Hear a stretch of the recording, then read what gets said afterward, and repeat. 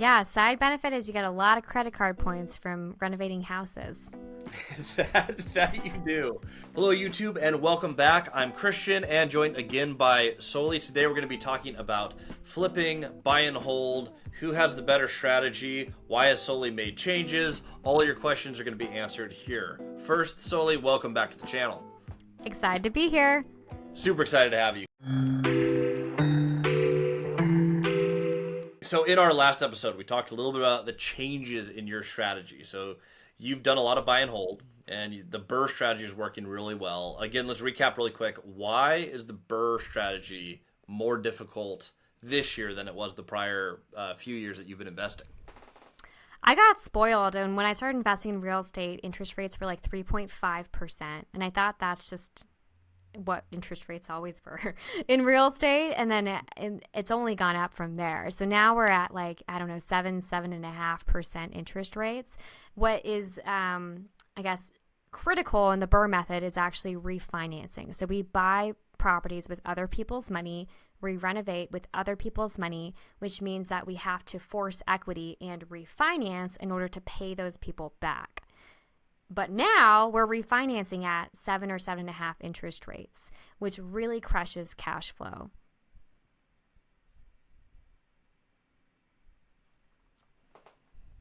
I think it still caught me. Okay, I'll just go in. And the critical part about the Burr process is you actually have to refinance those properties in order to pay those private lenders back. And so where we could refinance in the past at 3.5% and still have really healthy cash flow numbers, now we're refinancing at 7 or 7.5%, and cash flow is really minimized. Yep, and that's really where people are starting to get stuck. That Burr method that has always been a flaw with it. Cody and I have talked about that a lot on our channel. Why we don't rely on the Burr method is because those interest rates are not guaranteed to be super low for all time. So you've run into that. What has your solution been now that you are not burring everything? You're still coming in 100% financing, I assume. So what is the solution in today's market for you?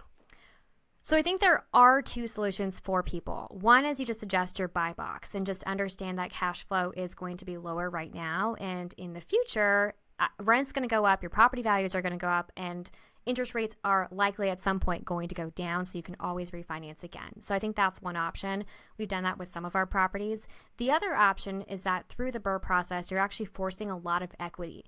You're pushing that value up by doing renovations, and then by flipping it, you can actually, like flipping and selling it to an end buyer instead of refinancing it, you can access a lot of that equity. So that's kind of the workaround that we've been doing. There are some properties that we've just accepted that, okay, we're going to refinance into these really high interest rates and we're going to have compressed cash flow for now. But in some of these other properties where we've built $40,000, $50,000, $60,000 of equity, why don't we just flip them to access that and then reposition that into other properties? And that makes some sense to me. The three metrics that you have to monitor at all times are, how is my equity? Because your equity is what's going to grow over time, right? As you hold, that's really where net worth is built in real estate. Then you have your cash flow, which is how you stay alive in the meantime and service your debts. And then you have the actual liquidity. And when the market changes like this, the liquidity piece is really hard. Even if you have fantastic equity, you can't touch it on a refi when rates skyrocket. You have to either sell or you have to just hold and wait for your cash flow to regenerate, right? One thing that we have focused on really, really hard as we're buying is the creative finance. So what we've found is the workaround for us has been, okay, well, if interest rates are the problem, let's get people their price and just use an interest rate that does work. So we're still doing a lot of stuff at 4.25%, 4% interest only, doing a deal right now at 5% interest only, where the deals are going to cash flow very well because the terms are custom. I'm curious on your deals because you're investing in Augusta, Georgia. Have you utilized any creative finance on these yet, or are these all still primarily hard money acquisitions? Okay. Yes, we have used creative finance before. So we bought an office building with like 8 private offices in there using creative finance. It was at the time when rates were still, again, like 7 and 7.5%. I think we got like 4.5%, if I remember correctly. And so it does still work in every market, but not every seller is open to creative financing. And that's where, you have multiple tools in your tool belt and you can negotiate different deals. So the people we always, ask them if they're interested in seller financing, but for the people who really want their cash and to run or to use it to move to a new place, that's where we're kind of using this flipping strategy. And what is all the money going to be for? Because Cody and our whole thing is how you buy it, how you never lose it. So we don't do a lot of flipping. I have had a LLC where we let someone buy into for liquidity. So I guess we sold a fraction of one property to get liquid. So it's not that we never sell anything. I don't want to discount that. But you're pulling the money out of the projects. You're not holding them. So the equity growth is capped. It's done. You're cashing out. What is the money for moving forward in your business? Are you going to be placing that into a new property? Is that going to be for a larger deal? Is it going into a different venture? What is that cash for? So a couple things, again, as always the answer, but we're finishing some big renovations. So one thing that the money is going toward is a 10 unit that has a bit of a blown budget. And so it's really helpful to get a little bit of cash infusion from these flips to put them toward the rest of this renovation just to get it across the finish line. The other thing we're doing is a lot of people hate on flipping because it's active income. It's just you're on the treadmill all the time. You have to keep buying, you have to keep selling to make your money. But if you actually buy in order to reposition that capital into more rentals, then you are actually positioning more active income into passive income. So that's the other reason is we're going to actually buy more rental properties with this money. It's just giving us more cash to work with. Fantastic. And that's the correct way to do it. Speaking of the 10 unit building with a blown budget, tell us a little bit about that. How blown is a blown budget? So I think we have a bad starting point, right? So when we originally bought this 10 unit building, I was only maybe like 6 or 8 months into investing, and I had a contractor walk through, and I don't really think that person knew what he was talking about. So the original budget was a very unreasonable budget. And so I think it was like $150,000 originally. And now we're probably close to between $500,000 and $600,000 at the end of the day. Thankfully, we have, a lot of these active income sources, flipping properties. We have a bunch of other streams of income that we've been able to put into this property. But that it is probably the hardest deal that we've ever done. The one thing that I will say is we bought it at a really good time in the market where that specific area has just gone up in value over time. So I know we talked a little bit about what is the benefit of buy and hold rentals. We blew that budget huge, crazy. But we bought it in an area that was only going up, and those rents have only gone up, and those cap rates have only gone down. And so for us, it's yes, we made a huge mistake, but over time, over 10 years, over 20 years, those mistakes get forgiven, and you can still make money on the building. Mm-hmm. And that is one of the best things about real estate is time will bail you out, especially on the market cycle that we were in. You bought it at a time where you got, a full 2 years of upswing there? Yes. Yep. Bought it in early 2021. And so we bought it at a good time at a good price. And so even with the blown budget, we'll still be completely fine. And that's fantastic. And those are the better assets to hold. If you're buying a lot of, because you're doing the flips are mostly single family, right? Single families, yeah. Oh, there you go.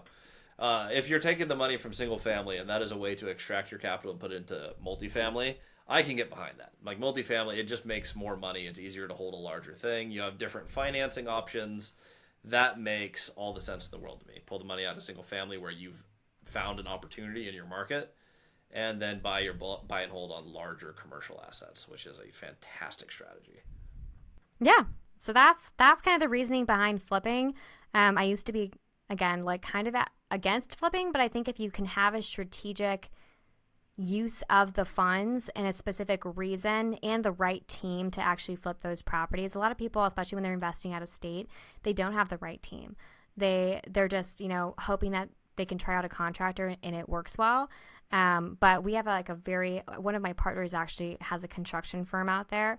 And so it's been really effective. We can basically cookie cutter these properties and just pump them out one after another. So I would say if you're going to flip too, it's not necessarily a beginner strategy, but also if you're going to do it, make sure that you have the right team. And with all these systems, how many of these do you anticipate doing this year? We're actively flipping 10, so we do about 10 at a time. So maybe 15 or so. Oh, that's 20. epic. Okay, so you're gonna get 50. You're doing more than one a month. Yeah, we were buying like 2 to 3 a month. Wow. Okay, so that's phenomenal. Is this a strategy that you will continue to use even if rates come back down? If Burr becomes available again the way that it was, would you continue to flip and do this strategy, or are you going to opt to hold more of these? I think if the system works, it's a really powerful way to generate capital, right? Like now it has just become a system, and it only gets, I guess, gets more systematized. It gets a little bit easier as you go along. A lot of people try to buy real estate with no money. I find it's a little bit easier to buy real estate with money. And so you have to have some sort of like active income coming from somewhere to buy more real estate. And I think this is a really logical way to generate huge sums of cash to just reposition into more buy and hold assets. So the answer is probably. It's hard to predict where you're going to be in 2 or 3 years, but if things continue like this and we know the market really well, we have a good stream of inventory, we have the right construction partners, I don't see why not, unless something changes in terms of like focus, like we choose to focus on something else. Okay, well that makes sense to me. You have to come up with capital somewhere, and that is something that a lot of people forget, is that you're borrowing money. You do have to actually earn money to pay your debts. That is a part of real estate that a lot of people forget, especially watching our channel where we buy all this stuff with zero money. You do, in fact, have to cash flow it, and you have to meet your balloons. And so if you are actively taking your cash and wisely redeploying it, I'm all about it. Last question I have. These are short-term capital gains. That's a different tax bracket than the long-term holds. How are you managing that? Are you doing like cost segregations on your larger buildings to offset, or Yep. have you thought through that? Yeah, so cost sags mostly. I would say that it kind of forces you to buy more real estate.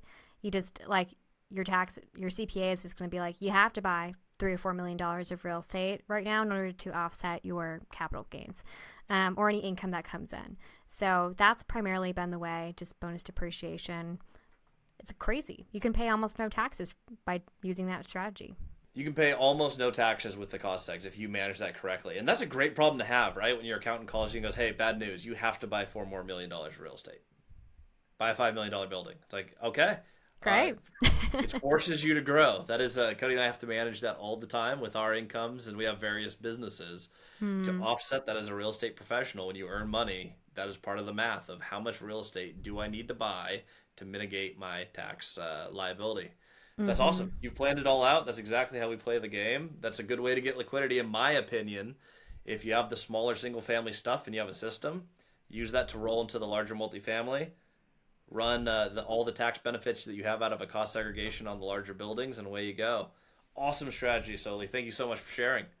Yeah, side benefit is you get a lot of credit card points from renovating houses. that you do. We have some crazy credit card points on a couple of our 12 plexes where we've had to pull multiple cards to get through renovation.